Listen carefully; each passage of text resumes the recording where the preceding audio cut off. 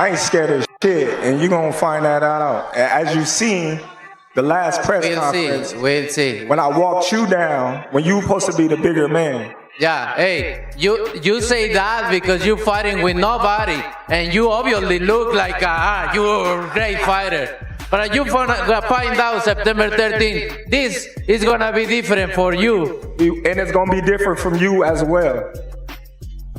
And the new question for Canelo. The last fighters that you fought, they ain't on my level. And I fought everybody. The last fighters you fought since 2002. Mention me one. You mention me one elite fighter. Just one. You. Oh, me. Look, it's gonna be me. I don't care about anybody else. And you will see that. You. So when I beat you, is you gonna be a nobody? When I stuff a mud hole in your ass, you gonna be a nobody. You gonna be just like everybody else. Yeah. Watch. Yeah.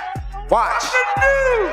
Same shit that everybody else been saying since I moved to 147. I ain't fought nobody. Every last one of them stump a mud hole in their ass, and he gonna be next. Watch. Canelo Alvarez versus Terence Crawford is shaping up to be one of the biggest fights in boxing history, but their last press conference was a complete mess. I respect everybody, but if you f with me, so it's gonna be different. Terence, is that true? Did Turkey Al-Sheikh ask you to spice things up? Turkey didn't ask me to do nothing. I didn't touch him.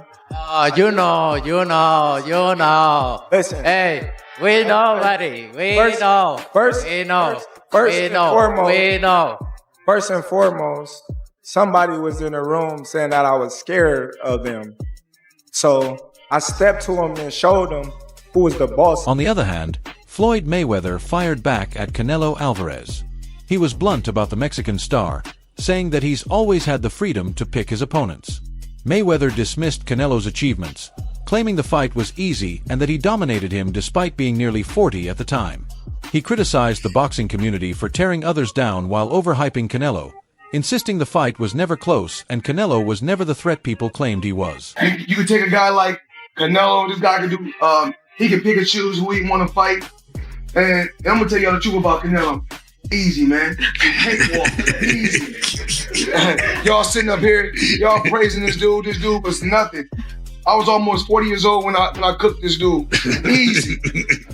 Y'all always disrespecting our fighters. Brian Bomac McIntyre, Crawford's experienced manager, also spoke about the fight.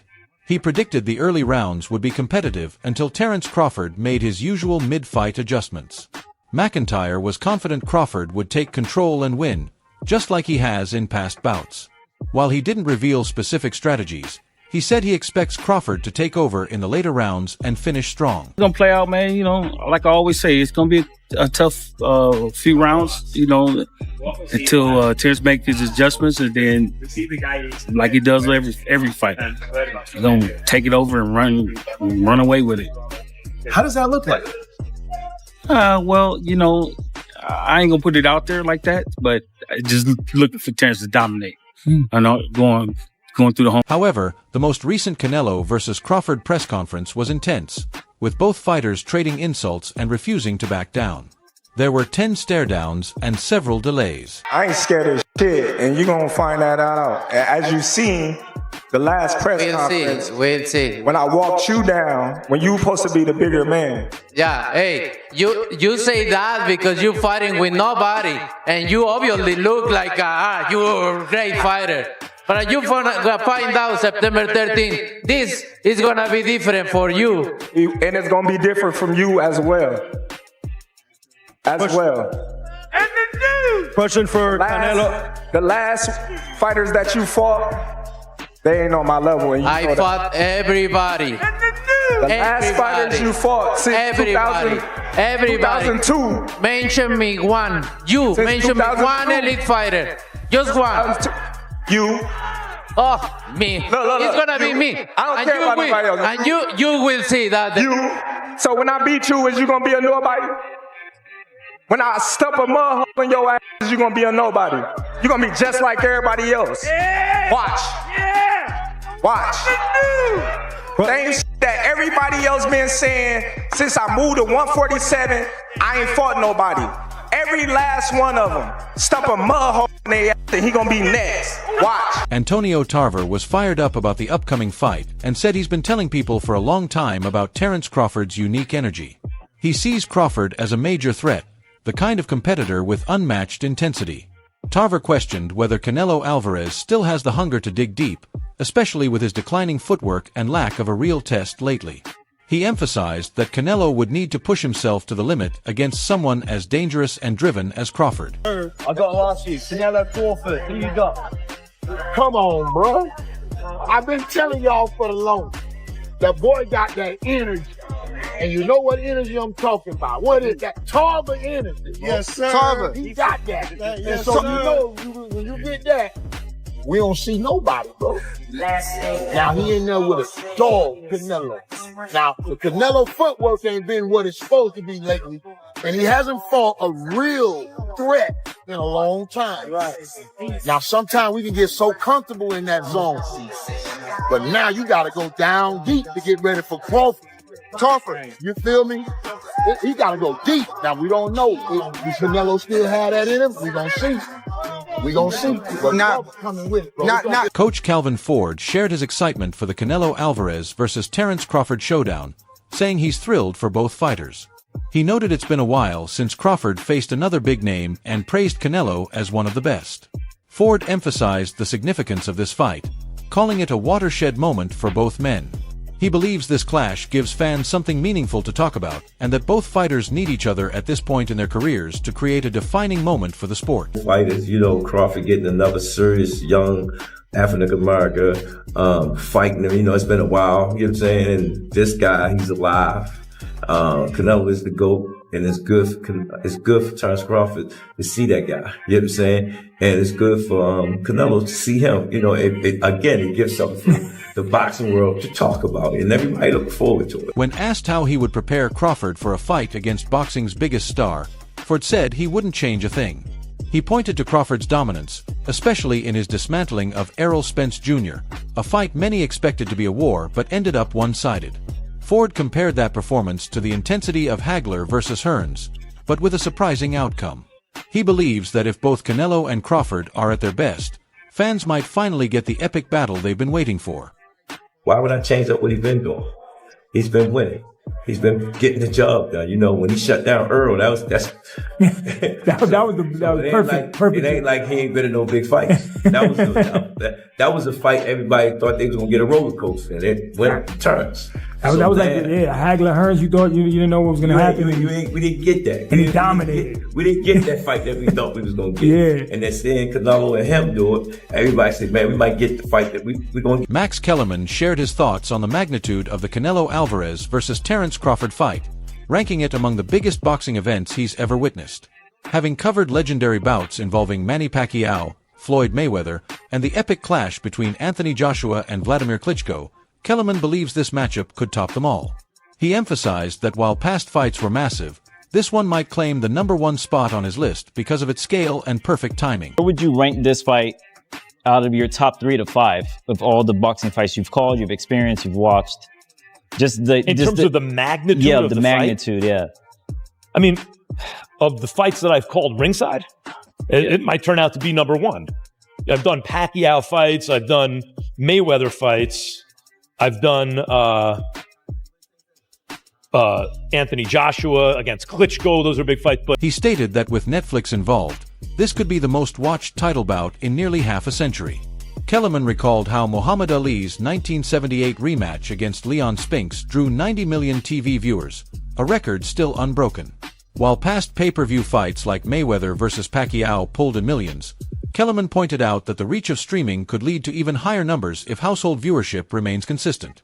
From a commercial standpoint, he was certain this would be the biggest boxing event he's ever covered. This will, listen, because of Netflix, this will be the most watched fight, championship fight, in almost 50 years. This is going to be because Muhammad Ali fought Leon Spinks in the rematch in 78, and they did 90 million TV sets. 90 million. And since then, what has even come close? The biggest fights have all been on pay-per-view. and they do 2 million buys. Oh my God, 4 million buys, Mayweather Pacquiao.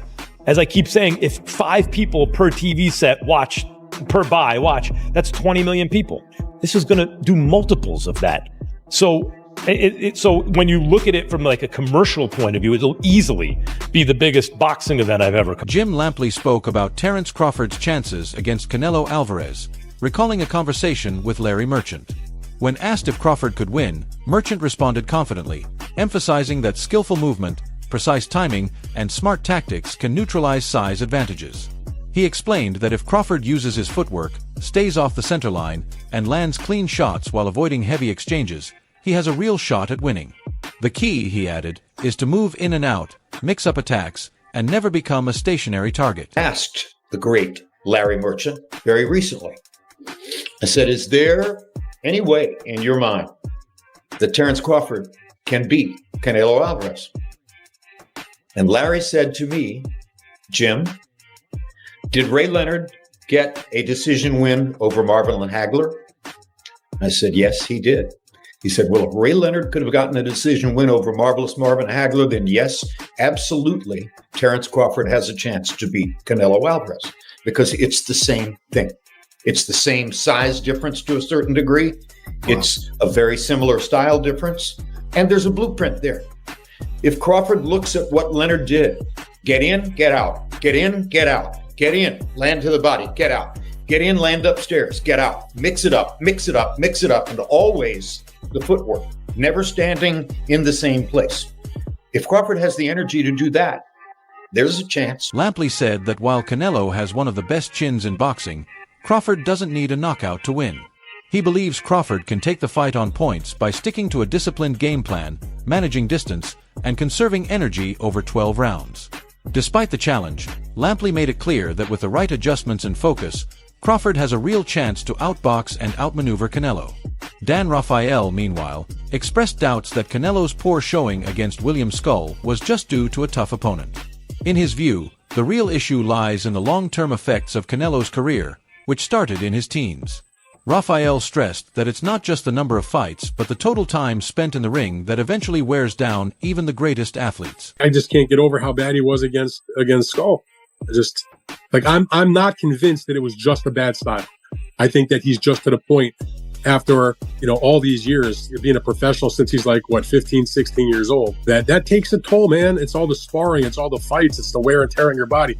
And I have made this point before. To me, it's not so much about the number of fights, it's how many rounds do you have? Here's the harsh reality. Canelo Alvarez has literally double the number of pro rounds that Terence Crawford does, even though Canelo is younger than He pointed out that Canelo has fought over 500 rounds as a professional, more than twice as many as Terence Crawford. That significant gap highlights the wear and tear Canelo has endured, despite consistently facing top-tier opponents, from seasoned veterans to tough contenders. Rafael believes that the toll of these battles has added up and that Canelo's accumulated mileage could have a major impact on his performance against someone as fresh and sharp as Crawford. 500-something rounds as a professional now, Canelo.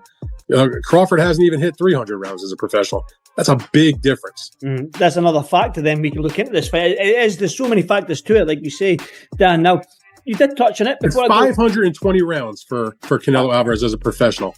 And it's 245 rounds as a professional for Terence Crawford. Yeah. That's a dramatic difference. Think about the wear and tear you might take in an extra 200-plus rounds. And it's not like Canelo's fighting guys who can't fight. He's fighting top-level, world championship-level fighters, one after the other after the other.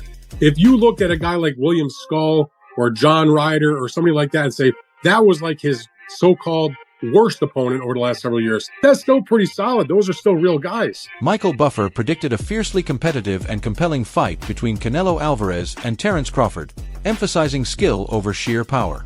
When asked about UFC President Dana White promoting the bout, Buffer praised him as one of the greatest promoters in sports history. He said White would inject new energy into boxing and knows how to manage major events. Despite past criticism from figures like Oscar de la Hoya, Buffer made it clear he fully supports Dana White's move into the boxing world. A big fight unless you're announcing it. Canelo versus Crawford. How do you see that one going? I think it's going to be a close and interesting fight. Right. I think it's going to be a technical fight, not a collar fight. Now, what do you think about Dana White promoting it? Do you think he's only proven himself to be one of the greatest promoters in the history of sports? So he's good? Pretty good deal. He's good for boxing. Oh yeah, he'll know what to do. Because some people like De La Hoya have been a little critical of him, but he has the Michael Buffer approval, obviously. For sure. You're the man. Thank you. Terence Crawford often engages in punching exchanges, according to John Ted, and when he gets hit, it's usually with a straight right hand. This punch is a common tactic against him, likely because as a southpaw who isn't naturally left-handed, his stance leaves a clear opening. Despite this vulnerability, Crawford's toughness, agility, and quick footwork allow him to manage or avoid serious damage. Ted noted that Crawford often takes punches in a calculated way, similar to Sugar Ray Leonard, inviting shots to create countering opportunities. He'll bait his opponent with a slight opening, then quickly move out of range and fire back with precision. This approach shows Crawford not only as a skilled technician, but also as a gritty, strategic fighter who thrives under pressure. Doing some homework on Terence Bud Crawford, I was going to put together video clips of how Terence Bud Crawford loves to trade. So while I was trying to put that together, I noticed that when he is getting hit in the exchange, it's usually by a straight right. So much so that I've noticed that his ops plan to land the straight right. These fighters literally study Crawford and plan on throwing a straight right because he's a southpaw and he's not a natural southpaw. So they actually plan for it. It's just that Terence Crawford is so damn durable and good and athletic that even when they're landing it, he's okay. And a lot of times he kind of make them miss, or he'll give them his face like Sugar Ray Leonard, love him to death, and he'll step back and go bang. Because his feet are so good. That's why I said he's a fighter. Crawford is more of a fighter than a slick. Jiren Butanis is also leaning toward Canelo Alvarez in a potential matchup, noting that Canelo has defeated larger opponents even though 168 isn't his natural weight class, and some of his foes likely weigh close to 200 pounds on fight night, yet he still handles them with ease. He views the fight as a major event fans are eagerly anticipating. Butanis also suggested that Terence Crawford take a tune-up fight at 160 pounds to adjust to the size difference, build strength, and maintain sharpness without taking a long layoff. I think you gotta lean more towards Canelo because, like I said before, he been pitting big guys out and down, and Canelo not even really a 68 pounder. He probably really should be at 60 maybe, and he been hurting these guys.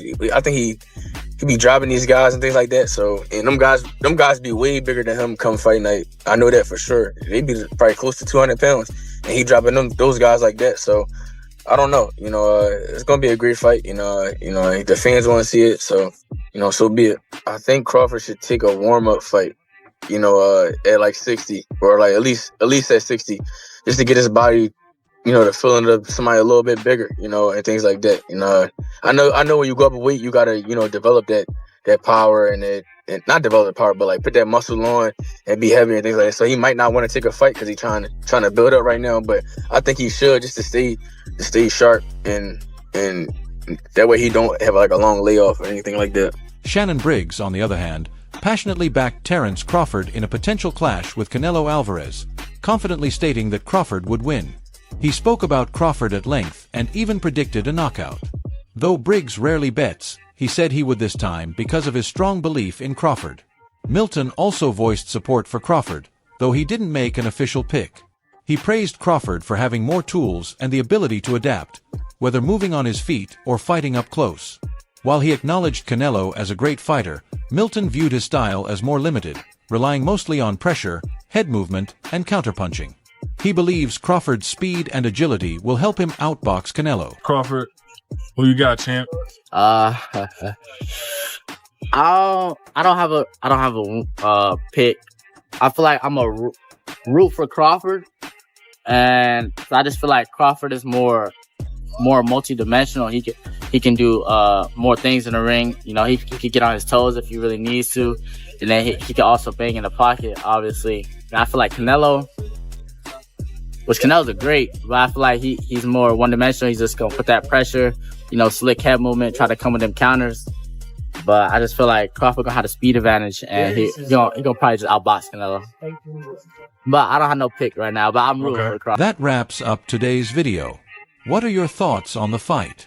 Share your opinions in the comments below, And if you enjoyed the video, don't forget to like and subscribe. Also, check out our other videos on the screen.